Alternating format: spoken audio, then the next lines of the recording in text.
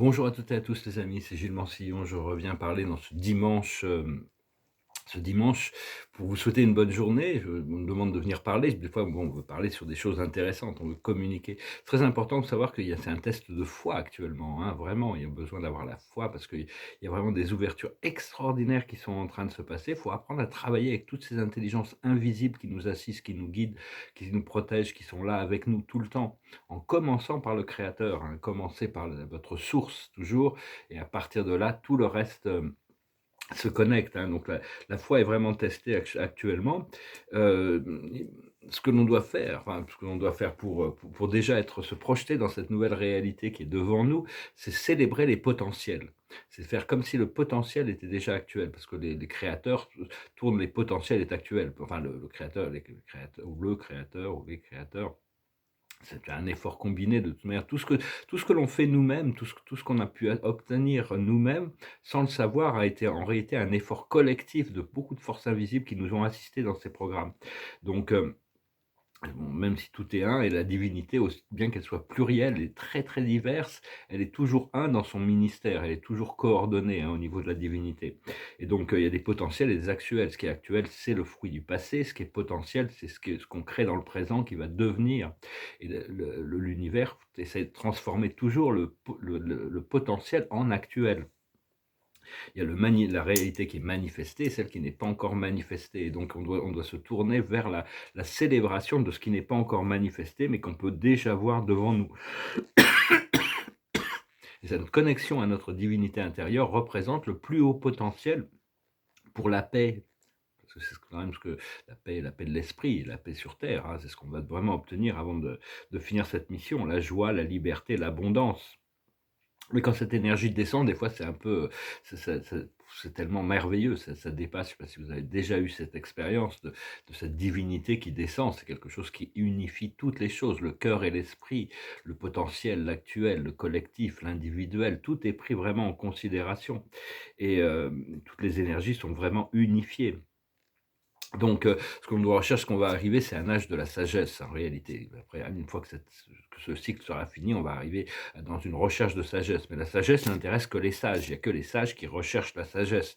Les fous ne recherchent pas la sagesse, ça leur sert à rien.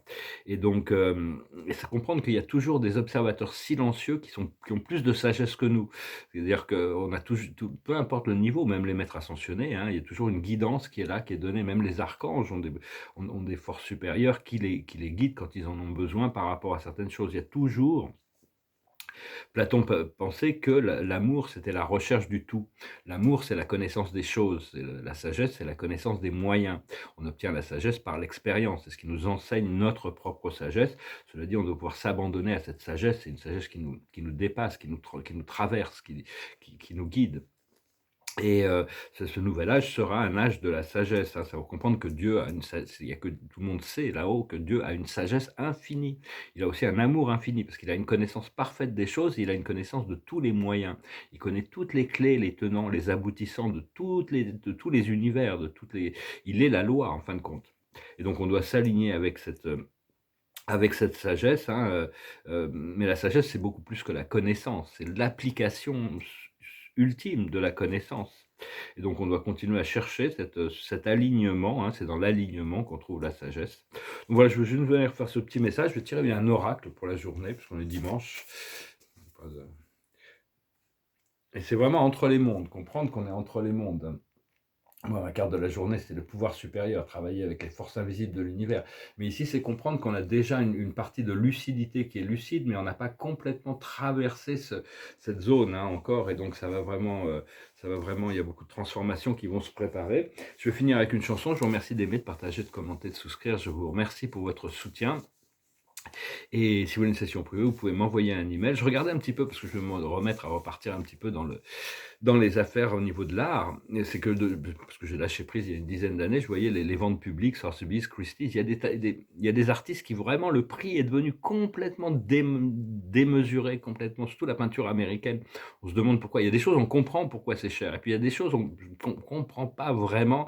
Bah, c'est parce qu'il y a un marché, puis il y a toute Il y a toute une hype depuis les années 45. À la fin de la guerre, il y a c'était la CIA et le musée d'art moderne qui ont décidé qu'il fallait que la peinture américaine soit plus importante que tous les autres peintures qui ont jamais existé. Donc les collectionneurs américains, il y a tout un système de pensée qui s'est mis en place pour faire que la peinture américaine est achetée beaucoup plus cher que toutes les autres. Je vu que Magritte était vraiment monté, les prix de Magritte étaient extrêmement montés.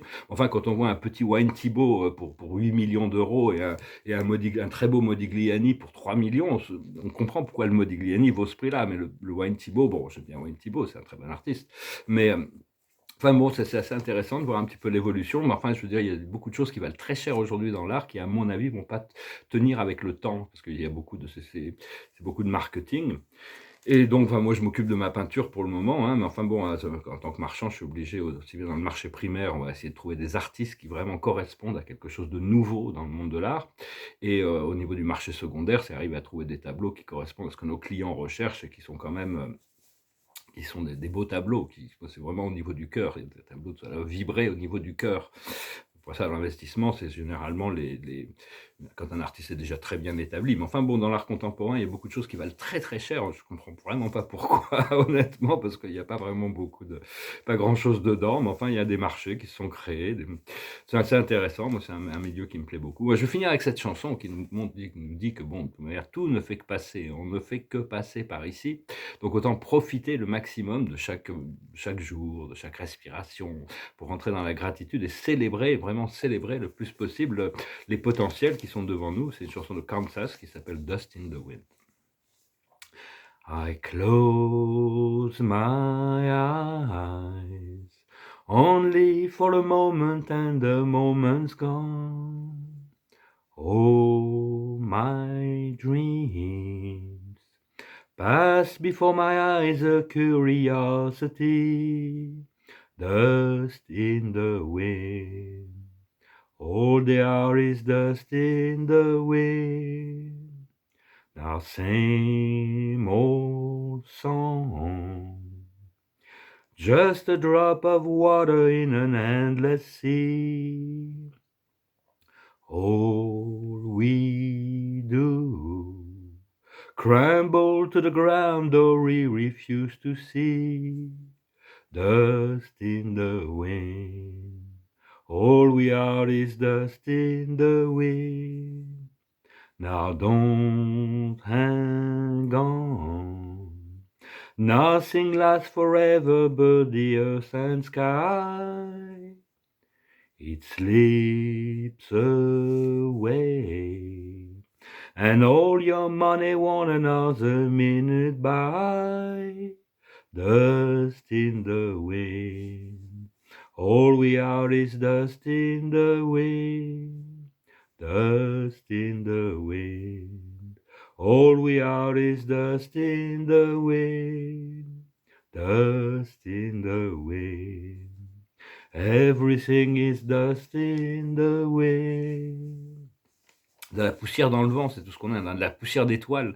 Mais enfin, essayons de rendre notre vie le plus joyeuse possible, le plus heureux possible, transmuter aussi toutes les choses qu'on est venu pour transmuter. Et je voulais pas dire la peinture américaine, il y a beaucoup de choses que j'aime bien dans la peinture américaine. Mais enfin bon, quand on voit des Basquiat à 60 millions d'euros ou des Warhol, ils ont eu leurs 15 minutes de gloire, hein, ça y est, le pop art, là, les célébrités et tout ça, bon, ça va passer. Par contre, Matisse, on va pas l'oublier. Enfin bon, personnellement, bon, il y a beaucoup de choses que j'aime bien. J'aime bien Basquiat, mais pas à ces prix-là quand même. Et, et donc voilà, bon, moi, pour des choses qui m'intéressent, c'est assez personnel, c'est un peu une bulle, le monde de l'art, c'est une bulle. Hein. J'ai toujours vécu dans cette bulle du monde de l'art, et je me languis d'y retourner. Hein. C'est vraiment quelque chose qui se prépare, et puis aussi pouvoir peindre des grands tableaux, parce que quand je vais avoir mes galeries, je vais pouvoir faire des expos, mais bon, dans les grandes galeries, dans les grands murs, on sait bien d'avoir des grands tableaux, donc ça va faire du bien de pouvoir revenir sur des formats, parce que quand j'ai commencé à peindre, j'avais 600 mètres carrés avec 20 mètres de plafond, un loft, et donc j'ai peint des tableaux de 3 mètres sur 8. C'est quand même très agréable d'avoir toute cette présence de l'art qui impose beaucoup plus. Cela dit, il y a des collectionneurs qui cherchent des petits tableaux, parce qu'ils n'ont pas beaucoup de place, ils préfèrent avoir des petits tableaux, tout est relatif. Après ça, l'art, les gens qui s'intéressent à l'art, c'est une question d'apprendre à se cultiver aussi, apprendre à se cultiver, apprendre à développer un œil, développer une appréciation, connaître un peu l'histoire et tout ça. Bah, écoutez, je vous salue, je vous remercie pour tout, préparons-nous pour ces grandes célébrations là bientôt. Je vais bientôt pouvoir annoncer tout ça. Je reviens à vous prochainement. Merci beaucoup, bon dimanche. Adonai.